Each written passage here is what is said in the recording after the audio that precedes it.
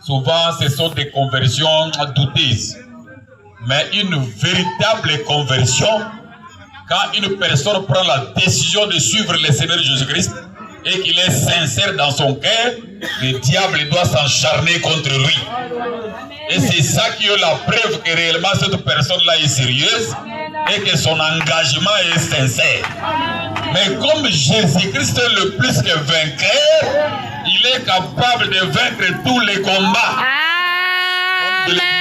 À la maison, je disais à mes sœurs à la maison, moi qui vous prêche ce soir, toute ma vie j'ai été malade.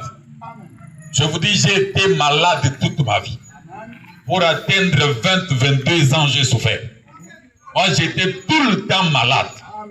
Si mon père était vivant ce soir, j'allais l'appeler au téléphone, il allait vous confirmer ce que je dis.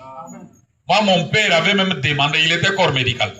Il avait même demandé à ses collègues de me donner un médicament qui pouvait me tuer. Je suis devant la Bible et je vous dis la vérité. Quand ses collègues témoignaient ça quand je grandissais, mon papa était là, il confirmait ça. Il disait que oui, parce que tu nous avais fatigués. C'est pourquoi on cherchait même que tu puisses mourir. Mais quand j'ai crié au Seigneur Jésus-Christ, au travers de ce message de l'air, ma vie a été délivrée. Et voilà, aujourd'hui, je me tiens devant vous, je prêche l'évangile. Donc Jésus-Christ est capable de tout.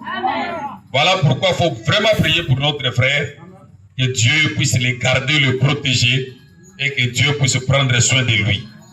Je demanderai à frère Honoré de se tenir debout. Alors que toute l'église, nous allons encore prier pour lui.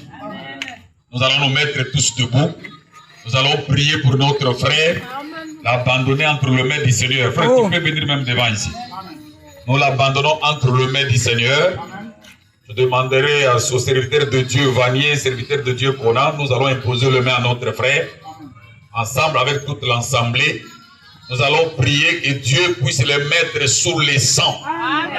Et le Seigneur Jésus le protège, qu'il le garde, qu'il prend soin de lui, qu'il soit l'adversaire de ses adversaires. L'ennemi de ses ennemis. Amen. Et qu'il bénisse ceux qui vont le bénir. Amen. Que ce frère puisse se retrouver avec nous un jour au ciel. Amen. Et que si Jésus tarde à venir, que ce frère puisse servir Dieu. Amen. Prions tous le Seigneur.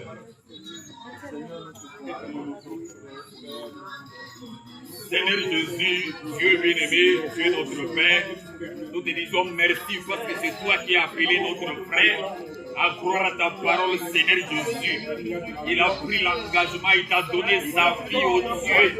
Il sait que sur cette terre que nous sommes faits, il y a des combats, il y a des difficultés, il y a des problèmes, Seigneur. Mais toi, dans ton plan, et ça va la fondation du monde. Il savait que ce frère allait prendre la parole. En ici, il a donné l'engagement de te suivre et il a se faire baptiser. Je prie, Seigneur, les consacrations au Seigneur. Je te prie au Dieu que la commune de Dieu puisse être sur nous, que les hommes de Dieu puissent le protéger, garder et compenser de nous. Mais premièrement, demander à Dieu de le présenter, c'est que je t'invoque pour le Seigneur Jésus-Christ, personne qui prévu dans les cœurs de ce frère. Rempli de cette véritable, qu'il soit rempli de l'puissance de mon Dieu, que le diable a tout ôter ce message, la vie de frère, au nom de servir à Satan, on veut bien la parole, et par tout de Jésus-Christ, quitte la vie de ce frère, nous les lions de maladie, de quitter ce corps, au nom de Jésus-Christ, et que la maladie se passe à sa vie, qu'il soit libre comme un chrétien, qu'il soit libre selon ta parole. Tu as dit que celui qui croit en toi est au-dessus de toute chose.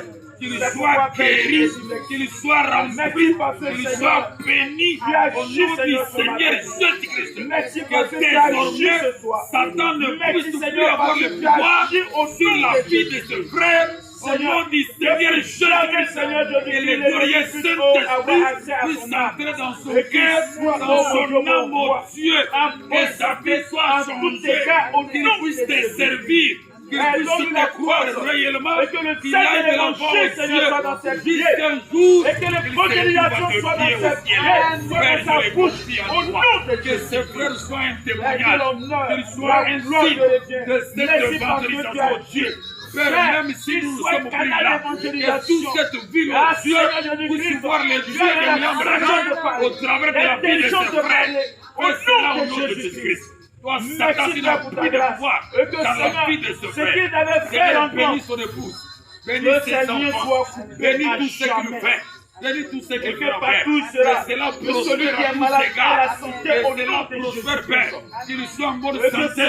Et lui et sa femme et ses enfants. Que tous les plans que Satan veut élaborer contre sa vie soient anéantis, soient paralysés. Au nom de Jésus-Christ, je chasse la mort. Au nom de Jésus-Christ, et la mort J'arrête son nom au nom de Jésus-Christ. Partout ils ont prophétisé sur lui. J'ordonne à ce que ces prophéties, oh mon Dieu, mon roi, soient saintetés au nom de Jésus. C'est pourquoi, Père, nous te demandons, Seigneur, de lui fortifier, de lui restaurer, et que ta grâce, que ta puissance, et que, Seigneur, l'obéissance de la parole, Seigneur, soit dans son cœur, et que l'amour de ta parole soit dans son cœur, et que la sagesse du Saint-Esprit soit dans son cœur, au nom de Jésus.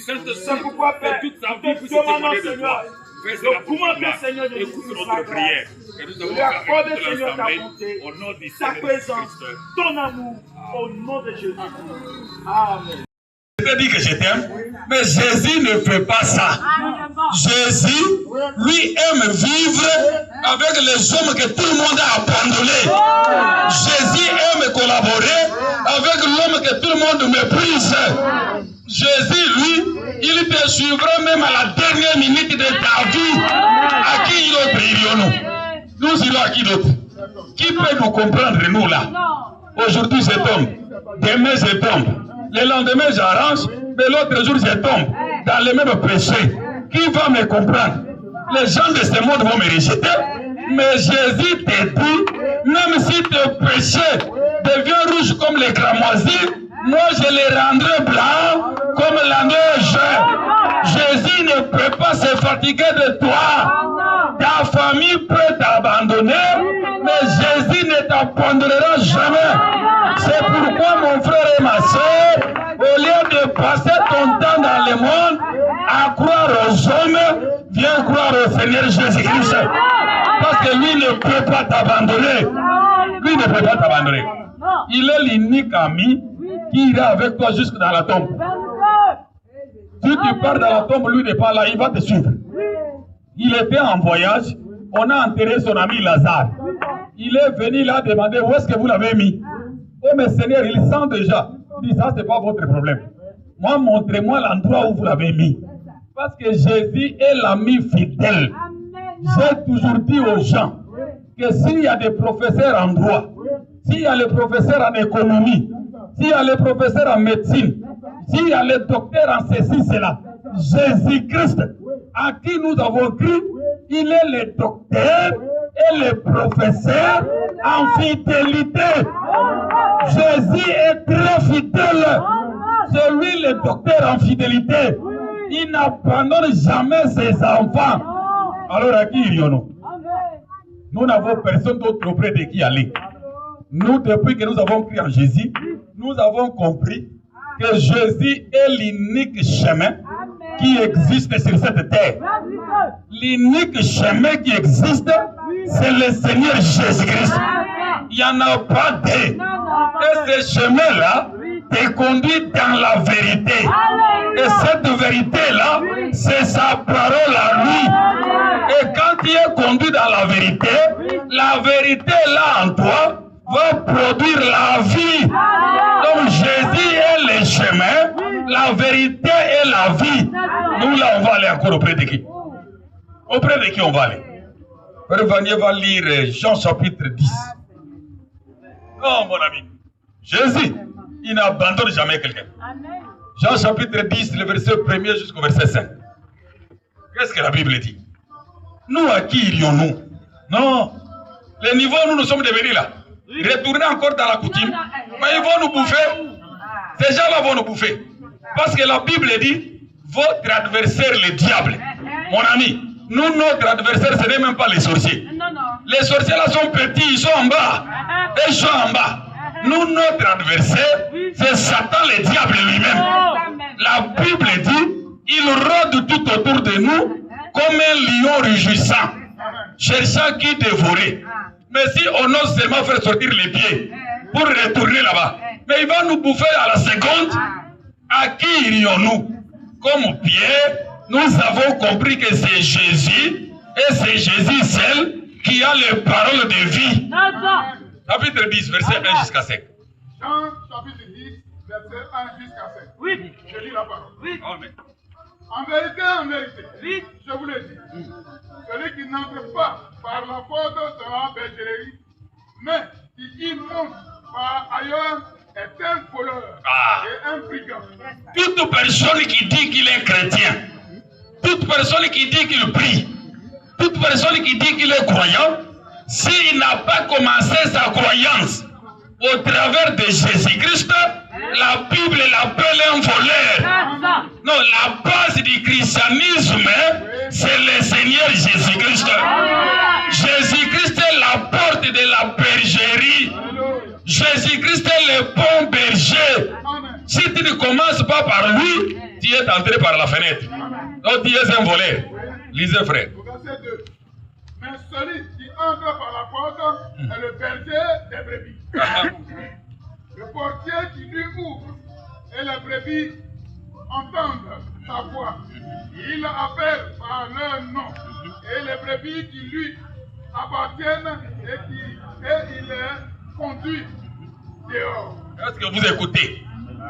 Les bergers connaissent les brebis.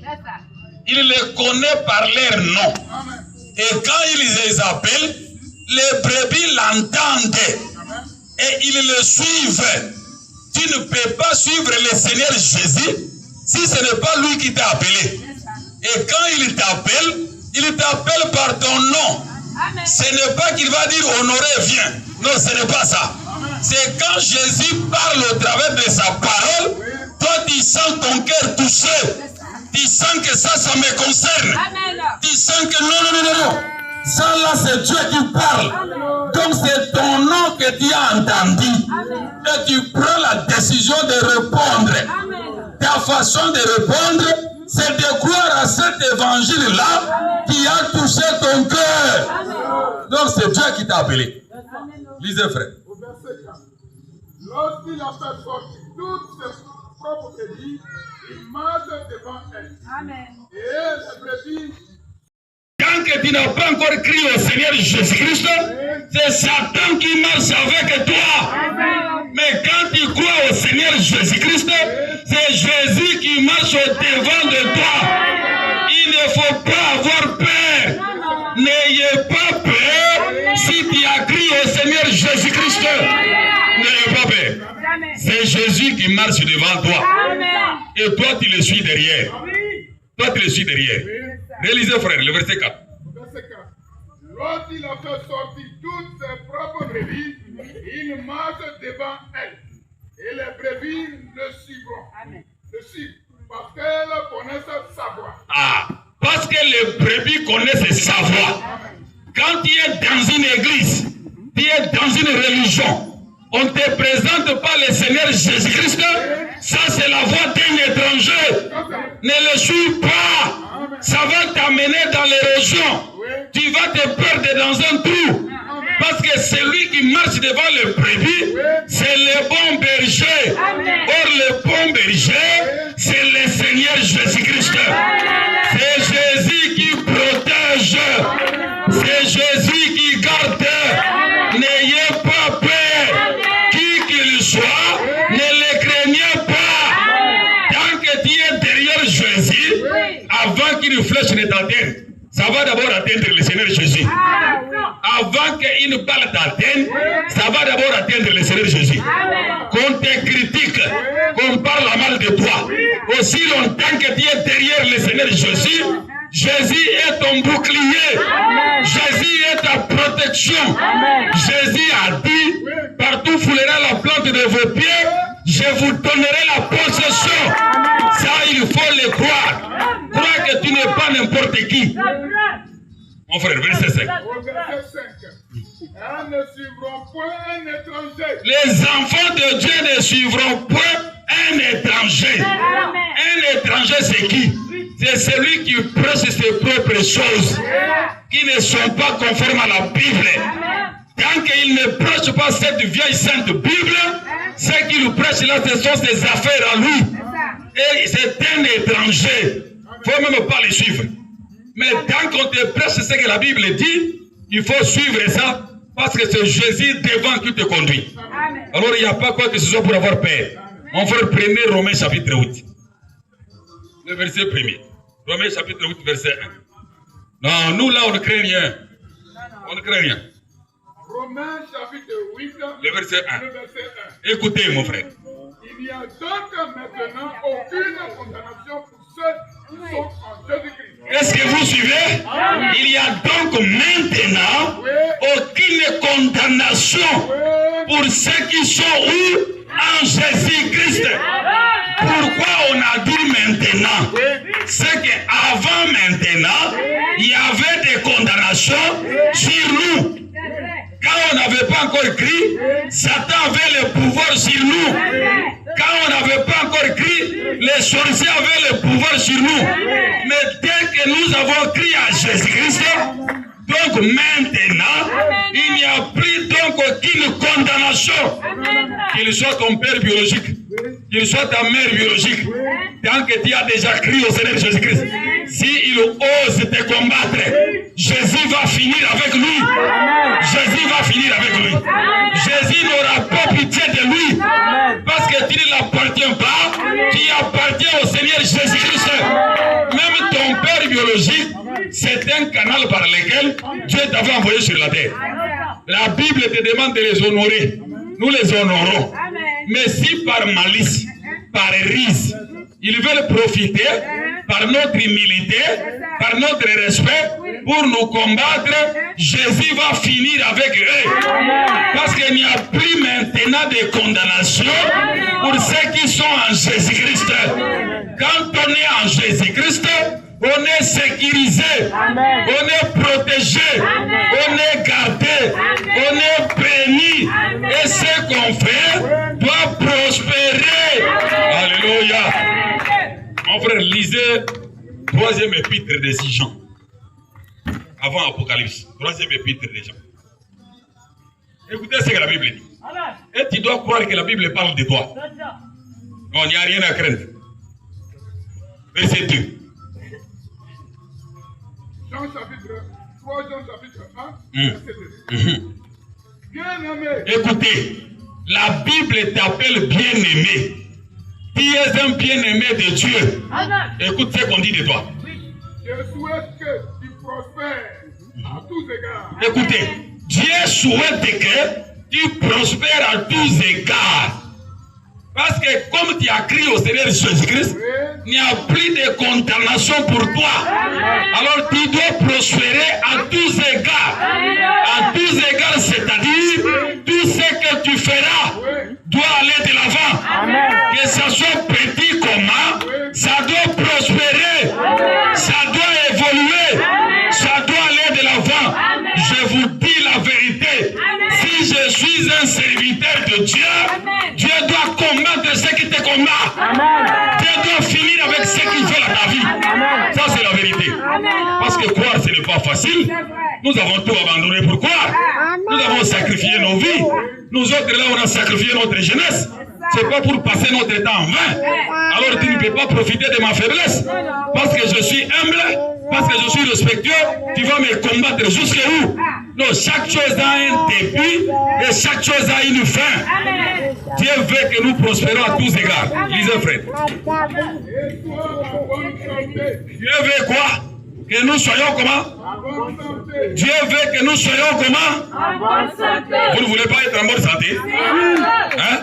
Dieu veut que nous soyons en bonne santé. Parce que si nous sommes en bonne santé, nous allons bien les servir. Dieu veut que nous prospérions à tous égards. Et que nous soyons en bonne santé. Lisez, frère.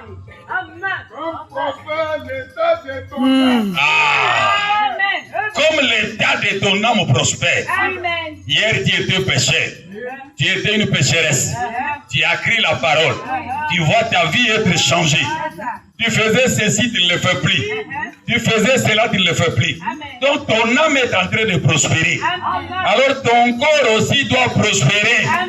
Tu dois aussi être en bonne santé. Il n'y a pas de maladie incurable en Jésus-Christ. Il n'y a pas de maladie incurable. Si tu as fini tous les médecins de Bayakro, je te propose un autre médecin ce soir. Amen. Il s'appelle le docteur Jésus. Amen. Il faut croire en lui. Il va te délivrer. D'ailleurs, le docteur Jésus aime les maladies que les médecins ont échouées. C'est ça les maladies que lui aime. Nous les connaissons. Nous l'avons vu guérir des maladies que les médecins avaient déclarées incurables. Change de médecin. Prends le docteur Jésus. Le docteur Jésus va te guérir. À qui d'autre irions-nous? Nous là, on va aller à qui? Non, nous connaissons Jésus dans toutes ses facettes. Comme nous sommes là. Nous connaissons Jésus dans toutes ses facettes.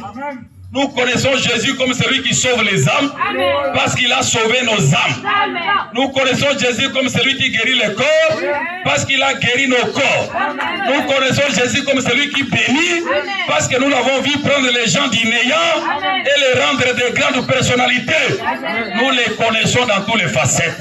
Mais notre problème, c'est de le suivre lui, d'être sincère envers lui, de croire à sa parole dans son entièreté et de lui confier toute notre vie. Nous n'avons pas de la magie à faire. Nous ici, on ne croit pas à la magie. On ne croit pas à la rose croix. On ne croit pas aux fétiches traditionnels. Nous croyons à la Bible et à la Bible seule. Notre protection, c'est le Seigneur Jésus-Christ. Notre bénédiction.